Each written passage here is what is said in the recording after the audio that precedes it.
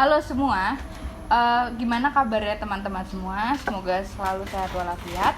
Perkenalkan, saya Mareta Oktaviani selaku pemandu diskusi kali ini bersama rekan saya, Saudara Pram dan juga Saudari Maharani. Sebelumnya kami dari Prodi Ilmu Sejarah Universitas Negeri Malang. Kali ini kita akan berdiskusi mengenai permasalahan mengenai pengelolaan limbah sampah pada masa kolonial di awal abad ke-20. Nah, kalau menurut Mbak Marani ini kira-kira permasalahan lingkungan apa sih yang sampai sekarang masih sulit untuk ditangani? Jadi berdasarkan berita-berita yang pernah saya baca, Ya. masalah utama yang masih dialami hingga saat ini tuh antara lain masalah sampah. Masalah sampah. Nah, dari pendapat Mbak Rani tadi, sebenarnya permasalahan sampah ini sudah ada sejak awal abad ke-20. Nah, teman-teman pernah berpikir nggak sih bagaimana sih cara pengelolaan limbah sampah pada awal abad ke-20 tuh kayak gimana sih? Kalau menurut Mas Pram gimana kondisi sampah sebelumnya pada awal tahun 1900? Kalau dari referensi yang udah saya baca, jadi saya baca beberapa referensi tentang pengelolaan sampah karena kayak kajian tentang itu emang jarang dibahas. Ya. Kalau bahas lingkungan itu biasanya bahas kayak Bencana. perkebunan, bencana gitu kan. Nah, kalau untuk sampah gitu kan memang jarang untuk dibahas. Nah, dari beberapa yang sudah saya dapatkan referensinya itu sebenarnya kurang lebih sama dengan pada masa kini gitu. Jadi tapi memang jadi gini Pak, dari tahun 1900 itu sampahnya itu beda dengan sampah di tahun-tahun sekarang. Kalau sekarang kan sampahnya kebanyakan plastik gitu kan. Semua plastik, artis plastik gitu kan. Enggak, ampun. Artis apa tuh? Ampun. Oke, Nanti saya lagi. diserang. Jadi kebanyakan plastik kan. Jadi mulai dari sendok, terus piring, kemasan itu kan plastik. Nah, kalau di masa lalu itu lebih kayak organik. Kayak misal pakai daun, terus pakai apa lagi ya? Nah, kalau misal yang makanan-makanan mewah gitu kan biasanya kaleng gitu kan. Jadi beda sampahnya. Ya, beda-beda sampah. Tapi untuk pengelolaannya hampir sama. Jadi kayak ada dinas kebersihan yang ngatasi untuk ngambil dan lain sebagainya. Ya, nah kalau dari sampah tersebut itu kira-kira pengelolaannya kayak gimana sih? Nah, jadi sebelum tahun 1900 atau mungkin dari tahun 1900 itu dari referensi yang saya baca itu belum banyak peraturan, belum ada bahkan belum ada peraturan yang benar-benar mengatur tentang masalah sampah ini. Jadi tapi kalau untuk orang Eropa atau orang ya kelas atas lah pada waktu itu udah kebiasaan untuk buang sampah di tempatnya gitu. Tapi kalau untuk orang-orang lokal, masyarakat lokal gitu, kayak gitu, itu buang sampahnya itu di sembarang tempat wis. Iya. Kalau dari referensi yang saya baca loh ya, ini dari skripsinya anak UNER. Nah, kayak gitu. Jadi buang sampahnya itu di selokan, di sungai, di apa? Jalan. Oh iya, jalan. Pinggir jalan Gitu, jadi kayak berserakan lah. Nah, itulah yang saya katakan hampir sama juga dengan saat ini gitu. Saat ini kan masih banyak misal puntung rokok tiba-tiba dibuang di pinggir jalan, habis makan cilok gitu. Sampahnya buang Makan cilok biasanya kan gonceng pacarnya gitu. Pacarnya makan cilok di belakang gitu kan. Nah, terus langsung ini dibuang di mana? Lempar aja gitu. Kadang pura-pura nggak sih ya? Relate ya? Pura-pura. Iya.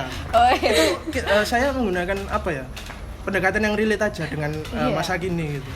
Nah, biasanya kayak ciloknya dibuang di sembarang tempat waktu digonceng pacarnya gitu kan. Nah, itu juga sama dengan masa lalu kita gitu. Iya. Kayak gitu. Nah, itu kan pas tahun dimana belum ada peraturan tentang sampah kan. Nah, baru kemudian ketika pemerintah kolonial itu akhirnya menyadari mungkin mbak ini kan dari jurusan sejarah juga, kan pasti pernah ikut mata kuliah sejarah kesehatan, di mana itu kayak membahas wabah pes, wabah apalagi kolera. Nah itu misal dari tahun 1911 sampai tahun berapa. Nah itu kan karena kondisi lingkungan yang buruk juga kan. Jadi kondisi lingkungan yang buruk akhirnya mempengaruhi kondisi kesehatan masyarakat gitu. Nah walaupun yang bertingkah buruk itu bukan orang Eropa, tapi yang kena ya orang Eropa semuanya. Karena yang waktu itu berkuasa orang Eropa, akhirnya orang Eropa ini tadi memutuskan untuk membuat satu peraturan. Peraturan itu namanya Vuilnisverordening. Maaf kalau saya salah penyebutannya karena saya gak jago bahasa Belanda. Tapi Vuilnisverordening ini artinya peraturan sampah. Jadi peraturan sampah ini dikeluarkan tahun 1922. Jadi ketika tahun 1922 ini dikeluarkan, isi peraturan ini itu adalah mewajibkan masyarakat untuk membuang sampah itu di depan rumah. Jadi ada tempat sampah kayak sekarang gitu. Nah, itu sejak tahun 1922. Nah, terus nanti sampahnya diambil sama dinas kebersihan, dibawa ke TPA. Sama kayak sekarang. Kayak bayar gitu. iuran juga. Oh iya, bayar iuran. Jadi bayar iuran. akhirnya karena ada peraturan itu, pemasukannya juga nambah. Karena harus bayar iuran. Karena sebelumnya kan nggak ada gitu, jadi nggak perlu bayar lah. Kan buangnya sembarangan. Kayak gitu sih, Mbak. Oke, nah kira-kira sarana apa sih yang pemerintah canangkan untuk memfasilitasi pengelolaan sampah ini? Maksudnya? Sarananya, maksudnya kayak Fasilitas. Pemerintah tuh fasilitas. memfasilitasi apa aja, ya kan? Kalau menurut saya yang pernah saya baca itu pemerintah sampai melakukan pengaspalan jalan selain untuk infrastruktur, tapi juga itu untuk apa ya? Kan sebelum pengaspalan tuh tanah masih tanah merah. Nah kalau pas musim hujan tuh otomatis jadi becek. Becek, ya. Nah iya, sedangkan pas jalan Dendels, kalian pada tahu kan jalan Dendels itu tuh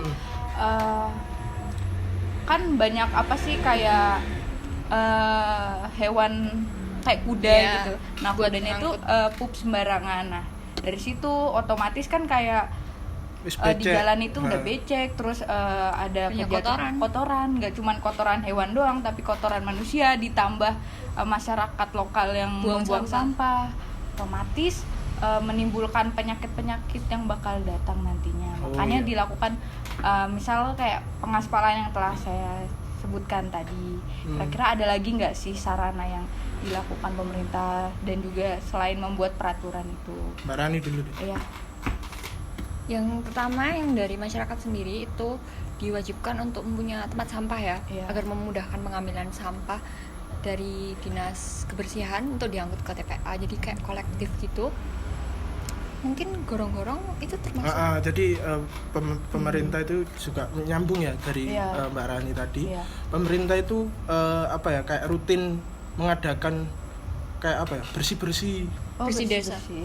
Bersih gorong-gorong gitu.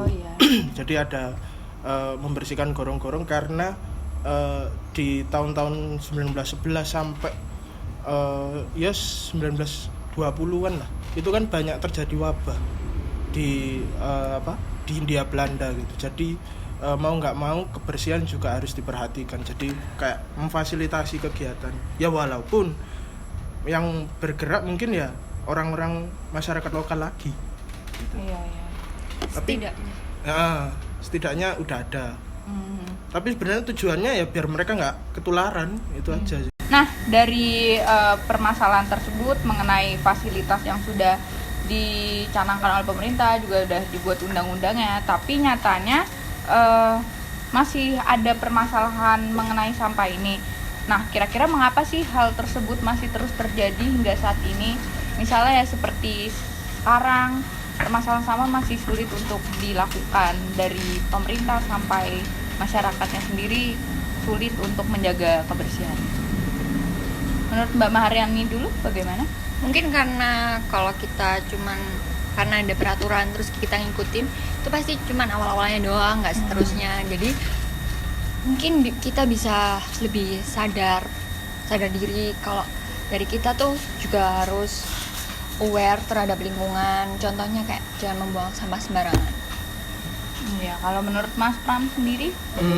Kalau menurut saya ya benar apa yang dikatakan Mbak Rani itu tadi soal kalau misal apa ya mengandalkan pemerintah saja, ya pemerintah udah usaha gitu ya, walaupun satu atau dua kali lah mungkin perlu untuk diingatkan kembali, tapi ya dari masyarakatnya sendiri itu harus ada usaha juga gitu. Dan juga mendukung ya. Kayak sama-sama organik kan bisa ditimbun jadi pupuk kan gitu. Terus ngurangi penggunaan sampah plastik, walaupun saya tidak tidak nyaman menggunakan sedotan aluminium. Stainless steel. Aluminium. Nah gitu. Nah jadi karena sedotan itu nggak bisa digigit. Itu. Ada bunyi ya? Ya gigimu bunyi.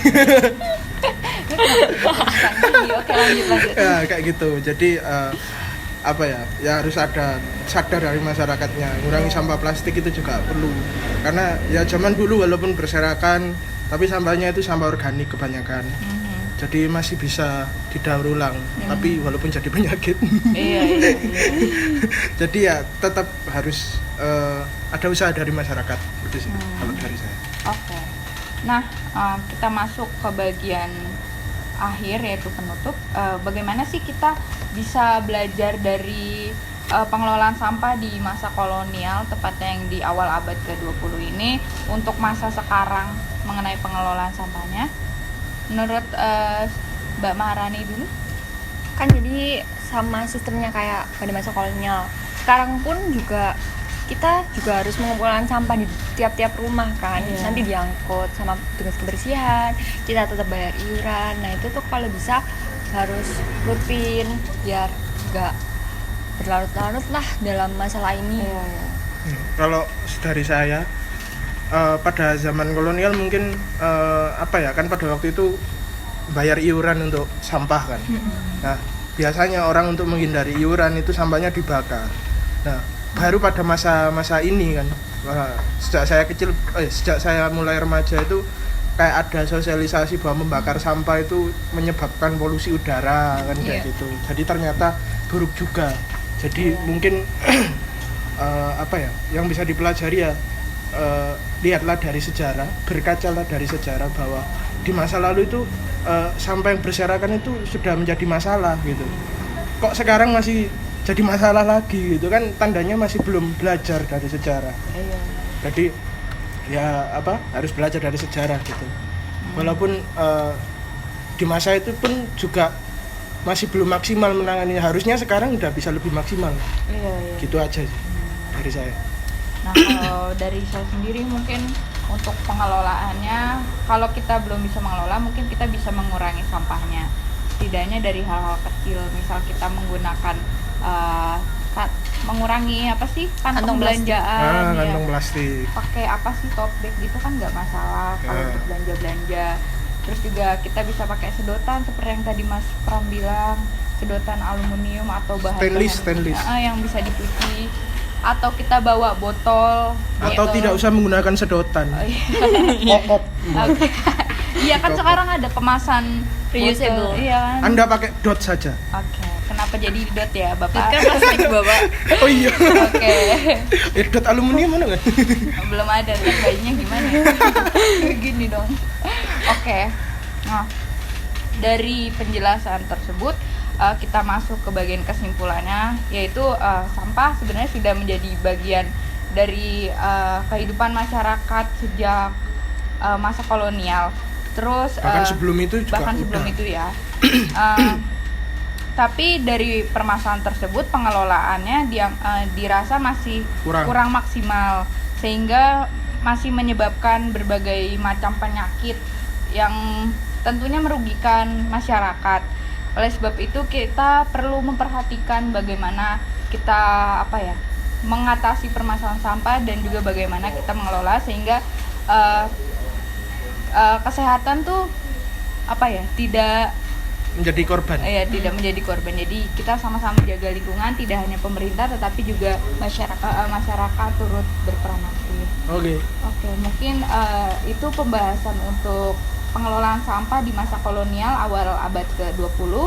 Kurang lebihnya saya mohon maaf, dan juga saudara Pram dan juga Marani Pamit undur diri. Minal aizin wal faizin. Mohon maaf lahir dan batin. Terima kasih. Dadah. Dadah. Cut.